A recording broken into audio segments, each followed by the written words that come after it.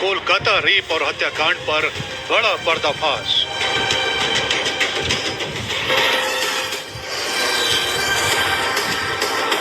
फांसी होगी, फांसी होगी, फांसी होगी, फांसी होगी, फांसी होगी। दोस्तों, इस बार कोलकाता रेप केस को लेकर बहुत बड़ा खुलासा हुआ है। आज जो खबर आ रही है वो बहुत ही चौंकाने वाली खबर है। दोस्तों, आपको बता दें कि जब डॉक्टर बेटी के साथ छेड़छाड़ और रेप हो रहा था, उस समय डॉक्टर बेटी बहुत बुरी तरह से घायल हो गई होगी, लेकिन फिर भी उसने आखिरी सांस तक न्याय के लिए लड़ाई लड़ी। क्योंकि अब जो बड़ा खुलासा हुआ है उसमें यह खुलासा हुआ है कि किस तरह से डॉक्टर बेटी आखिरी सांस तक अपने हथियारों के साथ छीना झपट्टी कर खुद को बचाने की कोशिश कर रही थी। आप लोग इस बात से अंदाजा लगा सकते हैं कि जिस तरह से डॉक्टर बेटी के चेहरे पर खरोंच और जख्म के निशान दिखाई दे रहे हैं, आप देखेंगे कि किस तरह से डॉक्टर बेटी अपनी इज्जत और जान बचाने की कोशिश कर रही है। अभी अभी एक बहुत बड़ा खुलासा हुआ है जिसमें इस बात का पर्दाफाश हुआ है कि इस मामले में काफी धनी लोग और ताकतवर लोगों का हाथ है, और वह इस मामले से बचने के लिए अपनी ताकत, अपना रुतबा और अपना पैसा सब कुछ दांव पर लगा चुके हैं और अपनी इज्जत बचाना चाहते हैं। लेकिन कहते हैं ना एक दिन ऊंट पहाड़ के नीचे जरूर आता है। वह चाहे कितना भी बड़ा हो, तब उसे वास्तव में लगता है कि हाँ, मुझसे भी कोई बड़ा है। दरअसल दोस्तों, इस केस ने भी उसी तरह से मोड़ ले लिया है जिस तरह से ताकतवर लोग खुद को बचाने के लिए संजय राय को मोहरा बनाकर इस्तेमाल कर रहे थे, लेकिन अब उनकी चाल को सीबीआई ने नाकाम कर दिया है। सीबीआई ने अभी अभी इस बात से पर्दा उठाया है कि इस केस में और कितने लोग शामिल हैं, क्योंकि संजय राय ने खुद इस बार उन सभी के नामों का खुलासा कर दिया है। वो अब तक नामों का खुलासा इसलिए नहीं कर रहा था क्योंकि उसे डर था, लेकिन अब जब उसकी जान और उसकी इज्जत दांव पर लगी है तो उसने ये सब सोचना छोड़ दिया है और अब सीबीआई के सामने सारी सच्चाई उगलती है। आपको बता दें कि इस केस में एक बहुत बड़ा मोहरा सामने आया है जिसे जानने के बाद आपके पैरों तले जमीन खिसक जाएगी। आइए जानते हैं पूरी खबर क्या है।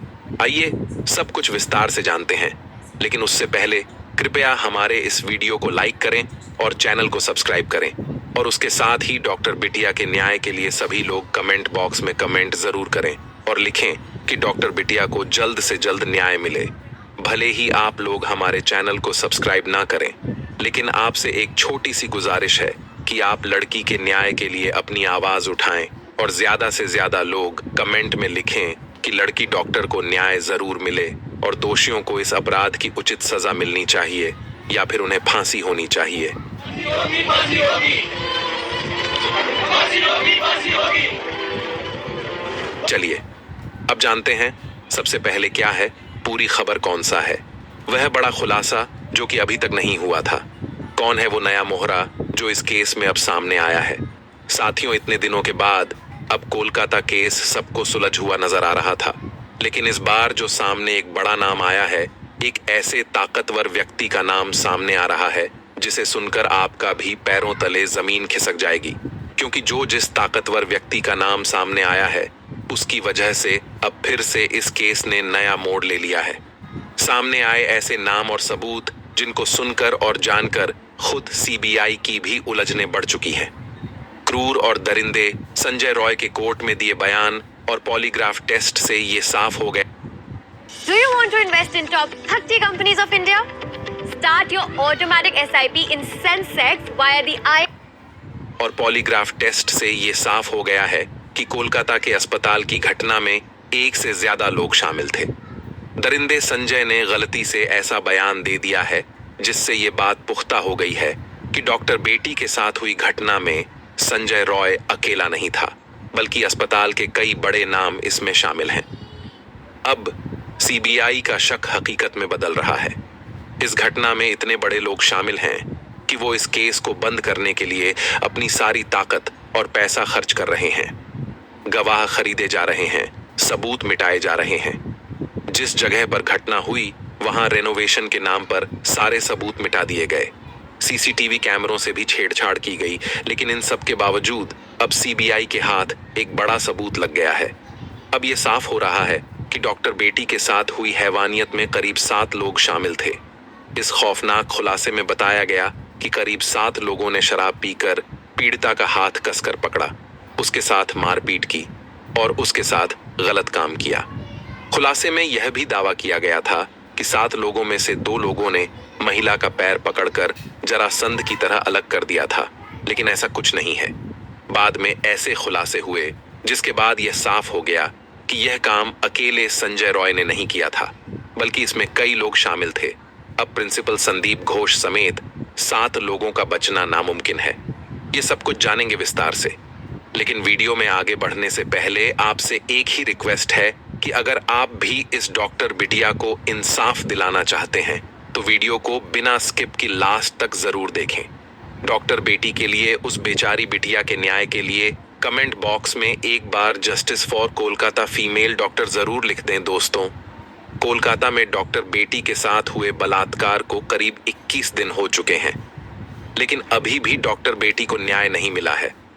उन अपराधियों को अभी भी फांसी नहीं हुई है। कुछ जेल में हैं तो कुछ खुलेआम घूम रहे हैं। साथियों, कोर्ट में दरिंदे संजय रॉय ने वो कबूल कर लिया है जिसका पूरे देश को इंतजार था। पूरा भारत जानता था कि ये किसी एक व्यक्ति का काम नहीं था और ये शक अब हकीकत में बदल रहा है। इसमें सिर्फ एक नहीं बल्कि करीब 7 लोग शामिल हैं और सब कुछ पूरी प्लानिंग के साथ किया गया था। इसीलिए सीबीआई पूरी तरह से एक्शन में आ गई है और कोलकाता की डॉक्टर बेटी केस में 7 आरोपियों का पॉलीग्राफ टेस्ट शुरू हो गया है। वहीं सीबीआई के मुताबिक बिना दरवाजे वाले सेमिनार हॉल में डॉक्टर बेटी के साथ जो कुछ भी हुआ, उस बेटी की चीख किसी ने क्यों नहीं सुनी।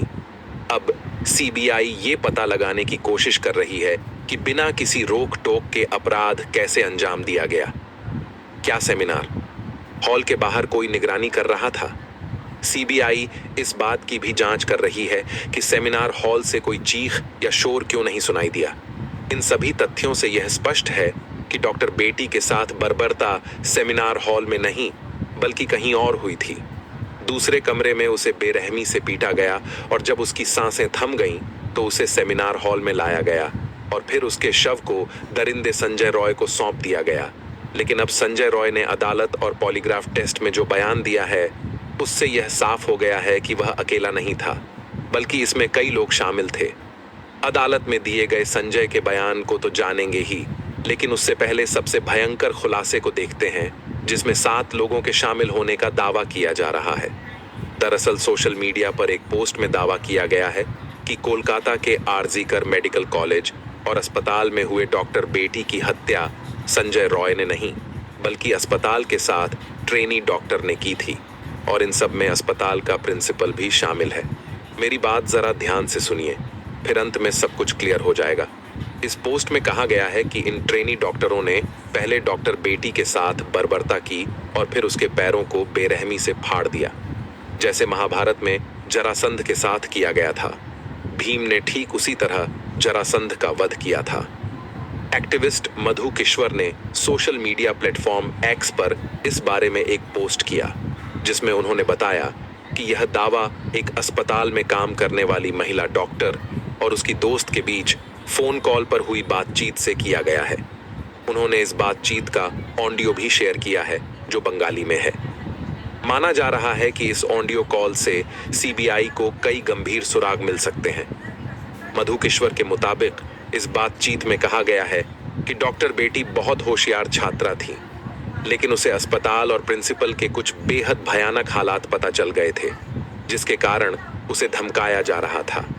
लेकिन इसके बावजूद डॉक्टर बेटी डरी नहीं, उसने विरोध किया और कहा कि अगर उसे परेशान किया गया तो वह अस्पताल की काली करतूतों को उजागर कर देगी, जिसके बाद पिछले 6 महीने से लगातार उसे परेशान किया जा रहा था। उसे बिना रुके 26 घंटे की नाइट शिफ्ट में रखा जा रहा था और उस पर बहुत सारा काम करने का दबाव बनाया जा रहा था। सीनियर पीजीटी और अन्य लोग भी इस बात से वाकिफ थे कि प्रिंसिपल और उनके गुट के लोग छात्रा पर कितना दबाव बना रहे हैं। इससे साफ है कि प्रिंसिपल समेत पूरा अस्पताल उस महिला के खिलाफ खड़ा था, क्योंकि वह सच्चाई और न्याय के लिए झुकने को तैयार नहीं थी। इतना कुछ होने के बावजूद भी लड़की अपनी बात पर अड़ी रही। 9 अगस्त 2024 की रात इन सभी ने मिलकर उसके खिलाफ साजिश रची। पोस्ट में बताया गया कि डॉक्टर बेटी के साथ कांड करने से पहले पूरा प्लान बनाया गया। यह अब तक का सबसे Pet supplies and over 5,000 products delivered in 10 minutes. Blinkit, India's last minute app. आ जाओ ग्लो रोड से रीसेल कर लो। से खौफनाक खुलासा है और सीबीआई इसी के आधार पर जांच आगे बढ़ा रही है। बातचीत में यह भी बताया गया कि पहले कई पीजीटी और सीनियर डॉक्टर सेमिनार रूम में आराम करते थे, लेकिन उस रात पीड़िता को अकेले वहां सोने के लिए कहा गया। कुछ स्टूडेंट्स ने अफवाह फैला दी कि कमरा निर्माण अधीन है और वहां कोई ना जा सके, जिसके बाद में सेमिनार हॉल में कोई भी नहीं गया। अस्पताल के डॉक्टर ने फोन पर बात करते हुए दावा किया कि घटना से पहले 4 साथी छात्रों ने पीड़िता के साथ सेमिनार रूम में खाना खाया था, जिसमें से एक उनमें से भी शामिल है। चारों सीबीआई की रडार पर हैं और उनका पॉलीग्राफ टेस्ट भी कराया जा रहा है, लेकिन इसके बाद पीड़िता को सेमिनार रूम में अकेले सोने के लिए कहा गया। बातचीत में यह भी बताया गया कि करीब 7 लोगों के समूह ने नीचे जाकर शराब पी, फिर उन्होंने पीड़िता के हाथ कसकर पकड़े, उसे पीटा और उसके साथ बर्बरता की। इस घटना में एक महिला इंटर्न ने भी मदद की। खुलासे में यह भी दावा किया गया है कि उनमें से 2 ने पीड़िता का पैर पकड़कर फाड़ दिया, जिससे उसकी पेल्विक हड्डियां टूट गईं। लड़की के शरीर पर कोई कपड़ा नहीं था। दोनों पैर समकोण पर जुड़े हुए थे। समकोण में एक पैर बेड के इस तरफ और एक पैर बेड के इस तरफ था। जब तक पेल्विक बोन नहीं टूटती, तब तक 2 पैर इस तरह नहीं काटे जा सकते। उन्होंने उसकी कॉलर बोन भी तोड़ दी और फिर उसे उल्टा लिटाकर जूतों से रौंदा। फिर उसके सिर को इतनी बुरी तरह से कुचला गया कि उसकी खोपड़ी टूट गई। इस तरह 9 अगस्त की देर रात कोलकाता में आरजीकर मेडिकल कॉलेज में डॉक्टर बेटी के साथ दरिंदगी की गई। देखिए, अगर ये सारी बातें सच हैं, तो सीबीआई को इन 7 लोगों के खिलाफ सबूत जरूर मिलेंगे और संजय रॉय के साथ इन 7 लोगों को सख्त से सख्त सजा मिलेगी। इसके बाद जब ये सभी लोग वारदात को अंजाम देने के बाद सीढ़ियों से नीचे आ रहे थे, तो उन्होंने संजय रॉय को देखा, जो ग्रुप टी के अन्य कर्मचारियों के साथ शराब पी रहा था। इन डॉक्टरों ने संजय से कहा कि सेमिनार रूम में जाओ, वहां तुम्हारे लिए एक लड़की है। इसके बाद संजय ने डॉक्टर बेटी को अर्धनग्न पड़ा पाया और उसके साथ गलत काम किया, ताकि उसका लिक्विड भी उन 7 आदमियों के लिक्विड के साथ डॉक्टर बेटी के शरीर में चला जाए। सुबह उस लड़की की अर्धनग्न लाश मिली। माना जा रहा है सीबीआई ने भी 7 लोगों को रडार पर लिया हुआ है। कोलकाता के इस केस में 7 आरोपियों का पॉलीग्राफ टेस्ट शुरू हो गया है। मुख्य आरोपी संजय रॉय का पॉलीग्राफ टेस्ट जेल में ही किया गया। सीबीआई सूत्रों के मुताबिक आरोपी संजय रॉय ने पॉलीग्राफ टेस्ट के दौरान कहा कि जब वह सेमिनार हॉल में पहुंचा तो उससे पहले ही डॉक्टर मर चुकी थी और इसी डर के चलते वह सेमिनार हॉल से भाग गया। संजय रॉय ने दावा किया है कि उसे फंसाया जा रहा है। वह निर्दोष है। आरोपी संजय रॉय ने जेल गार्डों से भी यही था, कहा कि उसे दुष्कर्म और हत्या के बारे में कुछ भी नहीं पता, वह निर्दोष है। इसके अलावा सीबीआई ने आरजीकर मेडिकल कॉलेज के प्रिंसिपल संदीप घोष, घटना की रात पीड़िता के साथ रहे 4 डॉक्टरों और एक वॉलंटियर से भी पूछताछ की है। इन सभी का सीबीआई के कोलकाता दफ्तर में पॉलीग्राफ टेस्ट किया जा रहा है। इनमें से कुछ डॉक्टरों ने 9 अगस्त की रात पीड़िता के साथ खाना भी खाया था। फिलहाल सीबीआई इन सभी से गहनता से पूछताछ कर रही है, लेकिन आरोपी संजय ने कोर्ट में बयान देकर सबको चौंका दिया है। दरअसल 23 अगस्त को कोलकाता की सियालदह कोर्ट ने संजय रॉय को 14 दिनों की न्यायिक हिरासत में भेज दिया था। इस सुनवाई के दौरान संजय ने पॉलीग्राफ टेस्ट कराने के लिए भी हामी भरी। मजिस्ट्रेट ने संजय से पूछा कि वह पॉलीग्राफ टेस्ट कराने के लिए क्यों तैयार हुआ। संजय ने कहा कि पॉलीग्राफ टेस्ट से साबित हो जाएगा कि मैं निर्दोष हूं, मुझे फंसाया जा रहा है। संजय के बयान से बवाल मच गया है। सीबीआई का उद्देश्य इन कर्मचारियों के बयानों की जांच करना है, क्योंकि बाकी मेडिकल रिपोर्ट जैसे कि पीड़िता के शरीर से लिए गए बाकी सबूतों को सीबीआई सीधे तौर पर सत्यापित नहीं कर सकती है। दोस्तों, मैं आपको बता दूं कि पुलिस जांच के दौरान जो भी सबूत छिपाए जा सकते थे या नष्ट किए जा सकते थे, वो किए गए। बड़े बड़े लोगों अमीर लोगों ने इस केस को दबाने की पूरी कोशिश की, लेकिन जब से केस सीबीआई के हाथ में आया है उनके भी पसीने छूट रहे हैं। लेकिन सीबीआई कोई सबूत नहीं ढूंढ पा रही है क्योंकि उसे पहले ही नष्ट कर दिया गया था। सीबीआई के मुताबिक कोलकाता पुलिस भी इस घटना में शामिल है। अब सीबीआई जानना चाहती है कि क्या इन चारों डॉक्टरों ने सबूतों के साथ कोई छेड़छाड़ की थी या फिर यह किसी बड़े षड्यंत्र का हिस्सा थे, क्योंकि पोस्टमार्टम रिपोर्ट इधर उधर करने में प्रिंसिपल समेत यह सभी लोग बेहद माहिर थे। इसी कारण से सीबीआई इस घटना को कई एंगल से जांच कर रही है। आरजीकर अस्पताल के प्रिंसिपल संदीप घोष से लगातार पूछताछ की जा रही है, लेकिन वह बार बार अपने बयान बदल रहे हैं। इससे यह साफ होता जा रहा है कि कांड में उसका बड़ा हाथ है। उसके घर पर भी सीबीआई और आयकर की रेड मारी जा रही है। लेकिन सवाल यही निकल कर आता है कि कौन है इस पूरे केस के पीछे जो इन सबको बचा रहा है। कौन है वह पावरफुल लोग जिनका नाम सामने नहीं आ रहा है और वह अंदर ही अंदर इन सबको बचा रहे हैं। इस मामले में सीसीटीवी फुटेज की गहराई से जांच की जा रही है। अस्पताल के सेमिनार हॉल के दरवाजे की कुंडी कुछ दिनों से टूटी हुई थी और यह बात सभी को पता थी। इसीलिए जब डॉक्टर सुबह 2 से 3 बजे के बीच सेमिनार हॉल में गईं, तो वह दरवाजा बंद नहीं कर पाईं। लेकिन फिर भी किसी को पता नहीं चला कि अंदर क्या चल रहा है, या सब कुछ जानते हुए भी सभी ने आंखें बंद कर लीं।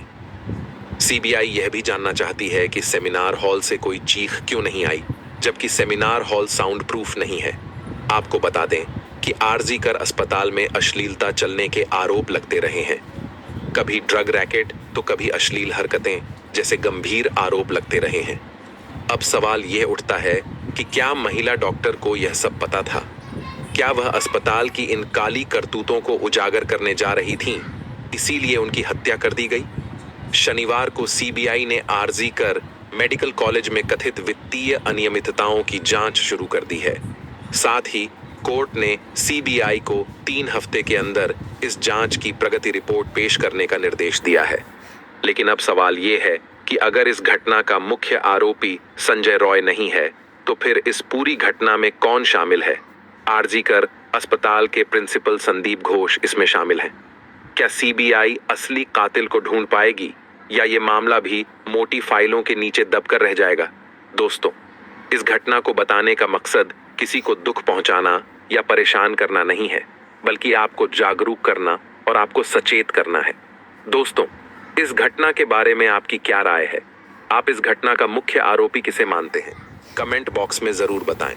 और साथ ही दोस्तों, कमेंट बॉक्स में जस्टिस फॉर फीमेल डॉक्टर जरूर लिखें और इसे अपने दोस्तों और रिश्तेदारों के साथ ज्यादा से ज्यादा शेयर करें, ताकि यह जानकारी सभी तक पहुंचे और उस लड़की को न्याय मिले। दोस्तों, मिलते हैं अगले वीडियो में।